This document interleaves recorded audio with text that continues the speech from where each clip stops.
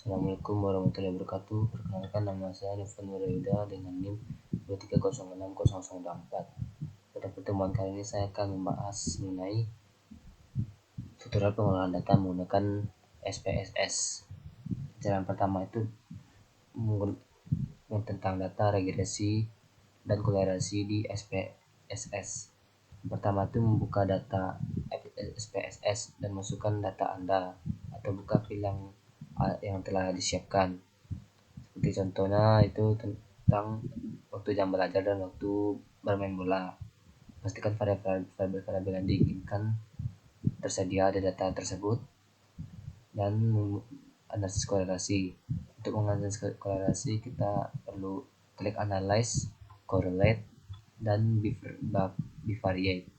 Masukkan variabel-variabel yang ingin diuji ke dalam kolom variabel. Dan lalu klik pilihan person, kendali, candles atau bay atau spearman sesuai kebutuhan. Klik OK, korelasi akan muncul di output. Untuk analisis regresi sendiri yaitu menggunakan klik analyze, regression, dan pilih linear. Masukkan variabel-variabel independen ke kolom independence dan variabel independen ke kolom independen. Kalau klik statistik, klik estimates, model fit, dan lainnya sesuai kebutuhan yang diperlukan untuk data tersebut. Lalu klik continue dan kemudian OK. Itu uji asumsi klasik dengan SPSS, yaitu uji normalitas. Klik analyze, descriptive statistic, explore. Masukkan variabel dependen ke kolom dependent list. Klik plots, centang normality plots with test, lalu continue.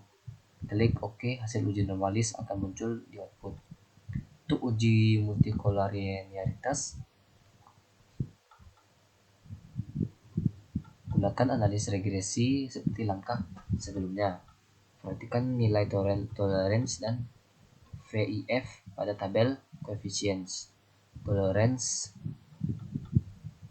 dan untuk menguji heteroskedastisitas, klik graphs, delegasi dialogs, scatter atau dot. Pilih simple scatter dan define. Masukkan analisis regresi ke sumbu Y dan variabel independennya ke sumbu X. Klik OK dan cek pola scatter plot. Pola yang tidak teratur menunjukkan tidak ada heteroskedastisitas. Lalu uji autokorelasi, gunakan hasil regresi untuk mendapatkan nilai Durbin-Watson. Perhatikan nilai Durbin-Watson di tabel model summary.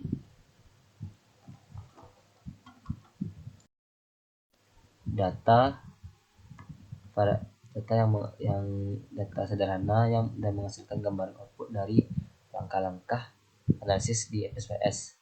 Berikut rencananya, yaitu contoh data. Variabel independennya itu jumlah jam belajar X1, jumlah jam bermain game X2. Variabel independennya nilai ujian Y.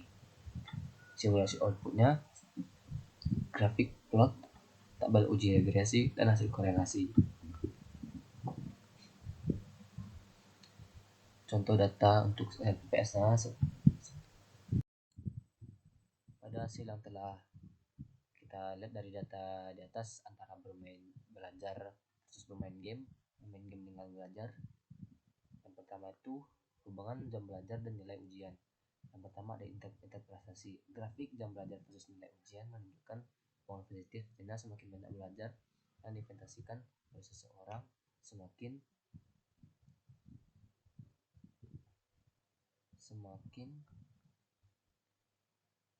tinggi nilai ujian yang diperoleh. Dasar teorinya, belajar membantu memahami materi lebih baik sehingga meningkatkan performa dalam ujian. Namun, hubungan ini mungkin tidak selalu linear jika terlalu banyak belajar tanpa istirahat. Ya, karena istirahat juga diperlukan ya, karena tanpa istirahat kita juga bisa kelelahan. Jadi sebaiknya istirahat jika Anda sudah merasa lelah. Yang kedua ada hubungan jam bermain game dan nilai ujian. Interpretasinya, grafik jam belajar bermain game versus nilai ujian menunjukkan hubungan negatif. Karena semakin banyak waktu untuk yang dihabiskan untuk bermain game, nilai ujian cenderung menurun. Bermain game yang dapat berlebihan dapat mengurangi waktu belajar dan fokus terhadap akademik. Namun dalam jumlah moderat, bermain game juga bisa menjadi bentuk hiburan yang membantu relaksasi.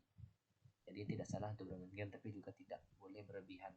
Karena belajar juga diperlukan untuk kehidupan, agar kehidupan kita menjadi lebih layak dan agar kita bisa membeli game baru. Hubungan antar variabel secara keseluruhan. Analisis regresinya, melalui analisis regresi kita dapat mengetahui seberapa besar kontribusi jam belajar dan jam bermain game terhadap nilai ujian. Model matematis yang menggambarkan hubungan tersebut, analisis korelasi. Analisis korelasi mengukur kekuatan arah hubungan korelasi positif antara jam belajar dan nilai ujian, analisis korelasi negatif antara jam bermain game dan nilai ujian. Mengapa uji sensitif ini penting? Yaitu memvalidasi apakah hubungan yang terlihat secara visual benar adanya atau hanya kebetulan melalui uji signifikan. Yang kedua itu mengetahui pola perilaku pengambilan keputusan. Misalnya memprioritaskan waktu belajar lebih banyak untuk menghasilkan hasil yang lebih baik. Sekian dari saya, terima kasih.